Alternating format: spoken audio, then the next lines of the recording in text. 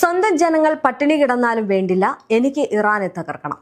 American പൗരന്മാരെ പോലും ഞെട്ടിച്ചുകൊണ്ട് ഡൊണാൾഡ് ട്രംപിന്റെ ക്രൂരമായിട്ടുള്ള കടുംപിടുത്തമാണ് ഇപ്പോൾ ലോകം ചർച്ച ചെയ്യുന്നത്. രാജ്യത്തെ ഇന്ധനവില വർധനവോ പണപ്പെരുപ്പമോ അല്ല, ഇറാന്റെ ആണവ പദ്ധതി തടയുകയാണ് തന്റെ ലക്ഷ്യമെന്ന് ട്രംപ് തുറന്നടിച്ചിരിക്കുകയാണ്.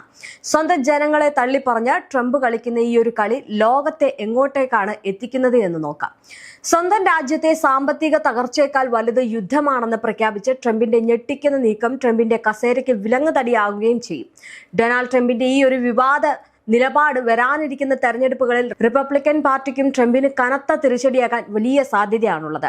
ഈ വർഷം നവംബറിൽ നടക്കാനിരിക്കുന്ന US കോൺഗ്രസ് മിഡ് ടൈം തെരഞ്ഞെടുപ്പിൽ ട്രംപിന്റെ ജനപ്രീതി ഇടിയാൻ കാരണമാകുന്ന പ്രധാന ഘടകങ്ങളിൽ ഒന്നാണ് ഇപ്പോൾ സ്വന്തം രാജ്യത്തെ ജനങ്ങളെ തള്ളി ആണവായുധം തകർക്കുക എന്ന ലക്ഷ്യത്തോടെ മുൻതൂക്കം നൽകുന്നു എന്ന് പറഞ്ഞ ട്രംപിന്റെ ഈ ഒരു വാദം.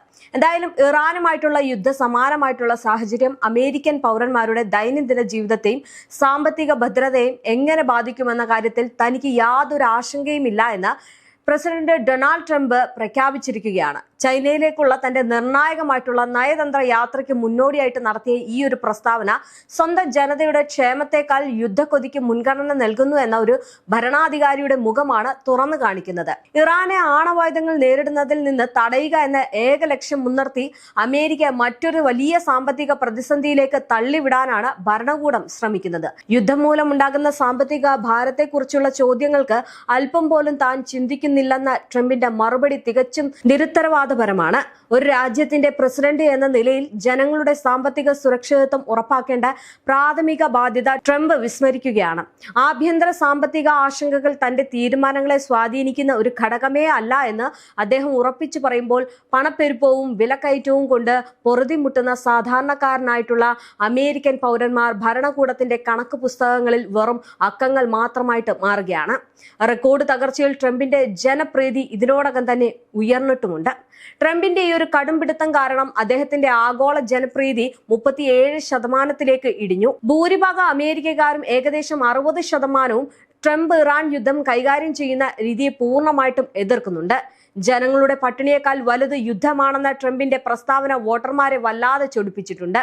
യുദ്ധം കാരണം അമേരിക്കയിൽ പെട്രോൾ വില കുത്തനെ കൂടുകയും പണപ്പെരുപ്പ് വർദ്ധിക്കുകയും ചെയ്തിട്ടുണ്ട്. തങ്ങൾ കുറഞ്ഞ വില വാഗ്ദാനം ചെയ്ത അധികാരത്തിൽ വന്ന ട്രംപ് ഇപ്പോൾ യുദ്ധത്തിന് കോടികൾ പൊടിക്കുന്നത് ജനങ്ങൾക്കൊട്ടും ഇഷ്ടപ്പെടുന്നില്ല. ട്രംപിന്റെ സ്വന്തം പാർട്ടിയായിട്ടുള്ള റിപ്പബ്ലിക്കൻ പാർട്ടിയിലെ 22% ആളുകൾ പോലും ഇപ്പോൾ ട്രംപിന്റെ യുദ്ധ നയങ്ങളെയും സാമ്പത്തിക നിലപാടുകളെയും എതിർക്കാൻ തുടങ്ങിയിട്ടുണ്ട്. സ്വന്തം പാർട്ടിയിൽ നിന്നുള്ള ഈ ഒരു പിന്തുണക്കുറവ് വോട്ട് ബാങ്കിൽ വലിയ ചോർച്ച ഉണ്ടാക്കും. ചരിത്രകാരന്മാർ ഇതിനെ 2006 ജോർജ് ബുഷിന്റെ കാലത്തുണ്ടായ ഇറാഖ് യുദ്ധപ്രതിസന്ധിയോടെയാണ് ഉപമിക്കുന്നത്. അന്ന് ജനങ്ങളുടെ വികാരം തള്ളിക്കളഞ്ഞു യുദ്ധവുമായിട്ട് മുന്നോട്ട് പോയ ബുഷിന്റെ റിപ്പബ്ലിക്കൻ പാർട്ടിക്ക് മിഡ് ടൈം തെരഞ്ഞെടുപ്പിൽ കനത്ത തോൽവി നേരിടേണ്ടി വന്നിരുന്നു. അതേ ചരിത്രം ട്രംപിന്റെ കാര്യത്തിലും ആവർത്തിക്കുമെന്നാണ് രാഷ്ട്രീയ നിരീക്ഷകർ ഇതിനോടകം തന്നെ വിലയിരുത്തുന്നത്. ട്രംപിന്റെ ഈ ഒരു കടുത്ത പ്രസ്താവനകൾക്കെതിരെ ഡെമോക്രാറ്റിക് പാർട്ടി രാജ്യവ്യാപകമായിട്ട് വലിയ ജനകീയ പ്രതിഷേധങ്ങൾ സംഘടിപ്പിക്കുന്നുണ്ട്. ഇത് വരാനിരിക്കുന്ന തെരഞ്ഞെടുപ്പിൽ ട്രംപിനെതിരെയുള്ള വോട്ടുകൾ ഒരുമിപ്പിക്കാൻ അവർക്ക് സഹായകരമാകും. ചുരുക്കത്തിൽ ജനങ്ങളുടെ സാമ്പത്തിക ബുദ്ധിമുട്ടുകളെ വകവയ്ക്കില്ല എന്ന ട്രംപിന്റെ അഹങ്കാര സ്വരത്തിനുള്ള പ്രസ്താവന വരാനിരിക്കുന്ന തെരഞ്ഞെടുപ്പിൽ അദ്ദേഹത്തിന് വലിയൊരു രാഷ്ട്രീയ തിരിച്ചടിയായിട്ട് മാറുമെന്നുള്ള കാര്യം ഉറപ്പാണ്. അമേരിക്കയിലെ ഏറ്റവും പുതിയ ദേശീയ ജനകീയ സർവേ ഫലങ്ങൾ ഡൊണാൾഡ് ട്രംപിനും റിപ്പബ്ലിക്കൻ പാർട്ടിക്കും കനത്ത തിരിച്ചടിയാണ് പ്രവചിക്കുന്നത്. ഇറാൻ യുദ്ധവും അതിന്റെ ഫലം കൊണ്ടുണ്ടായ കടുത്ത വിലക്കയറ്റവും ട്രംപിന്റെ ജനപ്രീതി ചരിത്രത്തിലെ ഏറ്റവും താഴ്ന്ന നിലയിലേക്ക് എത്തിച്ചിരിക്കുകയാണ്. ട്രംപിന്റെ പ്രവർത്തനങ്ങളിൽ അമേരിക്കൻ ജനതയ്ക്കുള്ള അതൃപ്തിയും വലിയ രീതിയിൽ തന്നെ ഉയർന്നിട്ടുണ്ട്. അതായത് 62% എന്ന റെക്കോർഡ് നിരക്കിൽ ഇപ്പോൾ എത്തി നിൽക്കുകയാണ്. ട്രംപിന്റെ 2 ഭരണ കാലയളവിലെയും ഏറ്റവും മോശം റേറ്റിംഗ് ആണിത്.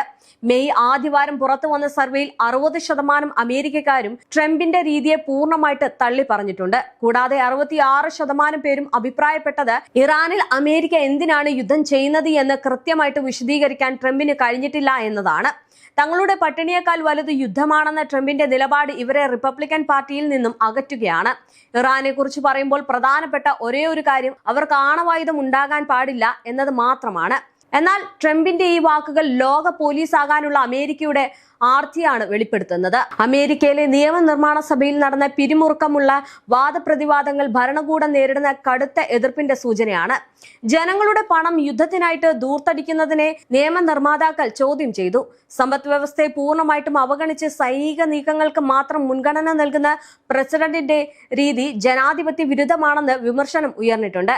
എന്നാൽ പ്രതിരോധ സെക്രട്ടറി പീറ്റ് ഹെഗ്സത്തിനെ മുൻനിർത്തി ഈയൊരു വിമർശനങ്ങളെ അടിച്ചമർത്താനാണ് സർക്കാർ ശ്രമിക്കുന്നത്. 2027 പ്രതിരോധ ബഡ്ജറ്റായിട്ട് $1.5 ട്രില്യൺ ഭരണകൂടം ആവശ്യപ്പെട്ടിരുന്നത്. ഇത്രയും വലിയ തുക സൈനിക ആവശ്യങ്ങൾക്കായിട്ട് നീക്കിവെക്കുമ്പോൾ രാജ്യത്തെ ആരോഗ്യ വിദ്യാഭ്യാസ മേഖലകൾ അവഗണിക്കപ്പെടുകയാണ്. പെന്റഗൺ ഫിനാൻസ് മേധാവി ജൂൾസ് ഹസ്റ്റ് മൂന്നാമനും ജോയിന്റ് ചീഫ് ചെയർമാൻ ഡാൻ കെയ്നും ഈയൊരു ഭീമമായിട്ടുള്ള തുകയുടെ വിനിയോഗത്തെക്കുറിച്ച് കൃത്യമായിട്ടുള്ള വിശദീകരണം നൽകാൻ ബുദ്ധിമുട്ടുകയാണ്. പൗരന്മാരുടെ നികുതി പണം വെടിയുണ്ടകൾക്കായിട്ട് ചെലവഴിക്കുന്നതിലെ അനീതി ഇവിടെ വ്യക്തമാണ്. ഇറാനുമായിട്ടുള്ള നേരിട്ടുള്ള സംഘർഷത്തിന് മാത്രമായിട്ട് ഇതിനോടകം തന്നെ $29 ബില്യൺ അധികമായിട്ട് ചെലവഴിച്ചു കഴിഞ്ഞു. ഈ തുക ദീർഘകാലമായിട്ട് ധനകാര്യ ആസൂത്രണത്തെ എങ്ങനെ ബാധിക്കുമെന്ന കാര്യത്തിൽ വ്യക്തമായിട്ടുള്ള മറുപടി നൽകാൻ സർക്കാരിന് സാധിക്കുന്നില്ല. വരാനിരിക്കുന്ന തലമുറകളെ കടക്കണിയിലാക്കി നടത്തുന്ന ഈ ഒരു സൈനിക നീക്കങ്ങൾ അമേരിക്കയെ ആഗോളതലത്തിൽ ഒറ്റപ്പെടുത്താൻ മാത്രമേ ഉപകരിക്കൂ. സമാധാനപരമായിട്ടുള്ള ചർച്ചകൾക്ക് പകരം ആയുധബലം കാണിക്കാനുള്ള നീക്കം വലിയൊരു ദുരന്തത്തിലേക്കുള്ള തുടക്കമാണ്. ചുരുക്കത്തിൽ ഡൊണാൾഡ് ട്രംപിന്റെ നേതൃത്വത്തിലുള്ള അമേരിക്കൻ ഭരണകൂടം സ്വന്തം പൗരന്മാരുടെ താൽപര്യങ്ങളെ ബലികൊടുത്ത് യുദ്ധക്കൊതിയുമായിട്ട് മുന്നോട്ടു പോവുകയാണ്.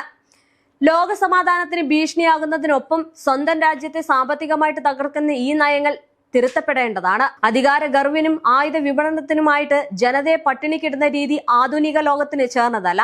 അമേരിക്കയിലെ ഈ ഒരു പിടിവാശി അമേരിക്കയുടെ പതനത്തിലേക്കുള്ള പാതയായിട്ട് മാറുമോ എന്ന് ലോകം ആശങ്കയോടെ ഉറ്റുനോക്കുന്നു. ഓഹരി വിപണി റെക്കോർഡ് ഉയരത്തിലാണെന്ന വാദം നിരത്തിയാണ് ട്രംപ് തന്റെ നയങ്ങളെ പ്രതിരോധിക്കുന്നത്. എന്നാൽ വിപണിയിലെ ഈ ഒരു കൃത്രിമ ഉണർവ് സാധാരണക്കാരന്റെ ജീവിതത്തിൽ ഒരു മാറ്റവും ഉണ്ടാക്കുന്നില്ല എന്നതാണ് വാസ്തവം. ഓഹരി വിപണിയിലെ ഏറ്റക്കുറച്ചിലുകളെക്കാൾ പ്രധാനം യുദ്ധമാണെന്ന നിലപാട് വൻകിട ആയുധ വ്യാപാരികളെയും കോർപ്പറേറ്റുകളെയും സഹായിക്കാൻ മാത്രമുള്ളതാണ്. ഭൂരിഭാഗം അമേരിക്കക്കാരും ഈ ഒരു യുദ്ധത്തിനെതിരെ പിന്തുണയ്ക്കുന്നുണ്ടെന്ന ട്രംപിന്റെ അവകാശവാദം ജനവികാരത്തിന് വിരുദ്ധമാണ്. നീണ്ടു നിൽക്കുന്ന ഈ ഒരു സംഘർഷം സൃഷ്ടിക്കുന്ന സാമ്പത്തിക ആഘാതങ്ങൾ ഇതിനോടകം തന്നെ അമേരിക്കയിൽ വലിയ ചർച്ചകൾക്ക് വഴിവെച്ചിട്ടുണ്ട്. പണപ്പെരുപ്പ സമ്മർദ്ദങ്ങളും ഊർജ്ജ ചെലവുകളിലെ അമിതമായിട്ടുള്ള വർധനവും അമേരിക്കൻ കുടുംബങ്ങളുടെ നട്ടലൊടിക്കുകയാണ്. ക്രൂഡ് ഓയിൽ വില ആഗോള വിപണിയിൽ കുതിച്ചുയരുന്നത് ആഭ്യന്തര വിപണിയിൽ ഇന്ധനവില വർദ്ധിപ്പിക്കുകയും അത് സകല മേഖലകളിലും വിലക്കയറ്റത്തിന് കാരണമാവുകയും ചെയ്യുന്നു. ജനങ്ങളുടെ ഈ ദുരിതം കാണാൻ ഭരണകൂടം തയ്യാറാകുന്നില്ല. എങ്കിൽ പോലും അവിടുത്തെ ജനങ്ങളെ തള്ളിപ്പറഞ്ഞുകൊണ്ട് ട്രംപ് മുന്നിട്ടിറങ്ങുമ്പോൾ ജനം വലിയ രീതിയിൽ തന്നെ ട്രംപിന് തിരിച്ചടിയാകുമെന്നതിൽ സംശയമില്ല. എന്തായാലും വരാനിരിക്കുന്ന തിരഞ്ഞെടുപ്പിൽ ട്രംപിന്റെ കസേര തെറിക്കുമെന്നുള്ള രീതിയിലേക്കാണ് കാര്യങ്ങളുടെ കടപ്പ്. എന്തായാലും ഇറാന് മേലുള്ള ഈ ഒരു യുദ്ധക്കൊതിയിൽ തന്റെ ജനങ്ങൾ പട്ടിണി കിടക്കുന്നതും അല്ലെങ്കിൽ തന്റെ ജനങ്ങൾ തെരുവിലിറങ്ങി പ്രതിഷേധം നടത്തുന്നതും ഒന്നും തന്നെ ട്രംപിനെ ബാധിക്കുന്ന കാര്യമല്ല എന്ന രീതിയിലാണ് ട്രംപ് പറഞ്ഞിരിക്കുന്നത്. മാത്രമല്ല ജനങ്ങൾക്ക് സുരക്ഷ ഒരുക്കാൻ പോലും ട്രംപ് തയ്യാറാകുന്നില്ല. ഇത്തരം ഒരു ഭരണകൂടത്തെ എങ്ങനെ വിശ്വസിക്കുമെന്നാണ് ജനങ്ങൾ ഇതിനെ നോക്കിക്കാണുന്നത്. അതുകൊണ്ടാണ് ട്രംപിനെ അനുകൂലിക്കാത്തവർ 60% ഉയർന്നത്. എന്തായാലും ഇത് ട്രംപിന് വലിയ തിരിച്ചടിയാകുമെന്നതിൽ സംശയമില്ല. യുദ്ധത്തിൽ തിരിച്ചടി കിട്ടുന്നത് പോലെ തന്നെയാണ് ഇപ്പോൾ സ്വന്തം രാജ്യത്തും ട്രംപിന് തിരിച്ചടി ഉണ്ടാകുന്നത്. വരാനിരിക്കുന്ന തെരഞ്ഞെടുപ്പ് വളരെ നിർണായകമായിരിക്കും. ജനങ്ങൾ അതിനെ നല്ല രീതിയിൽ തന്നെ നോക്കിക്കാണുമെന്നാണ് കരുതുന്നത്. മാത്രമല്ല ജനങ്ങൾ ഇപ്പോൾ തെരുവിലിറങ്ങി പ്രതിഷേധം നടത്തുന്നതുൾപ്പെടെയുള്ള കാര്യങ്ങൾ അവിടെ ചർച്ച ചെയ്യപ്പെടും. ആ ഒരു രീതിയിലായിരിക്കും പിന്നീട് ട്രംപ് ആ കസേരയിൽ ഇരിക്കണോ വേണ്ടയോ എന്ന് തീരുമാനിക്കുന്നതും. എന്തായാലും ഇറാനെ തകർക്കാൻ ഒരിക്കലും ട്രംപിന് കഴിയില്ല. ട്രംപ് പൈസ ചെലവാക്കി ഈ ഒരു യുദ്ധം തുടരുന്നത് അവിടുത്തെ ജനങ്ങളെ പട്ടിണിയിലേക്ക് ഇടുന്നതിന് തുല്യമാണ്. ഇത് ജനങ്ങൾ നോക്കിക്കാണുകയും ഗൾഫ് മേഖല ഉൾപ്പെടെയുള്ളവർ അതിനെ നോക്കിക്കാണുകയും ചെയ്യുന്നുണ്ട്. അതുകൊണ്ട് തന്നെ വലിയ രീതിയിലുള്ള തിരിച്ചടി ഏത് നിമിഷവും ട്രംപിന് ഉണ്ടായേക്കാം.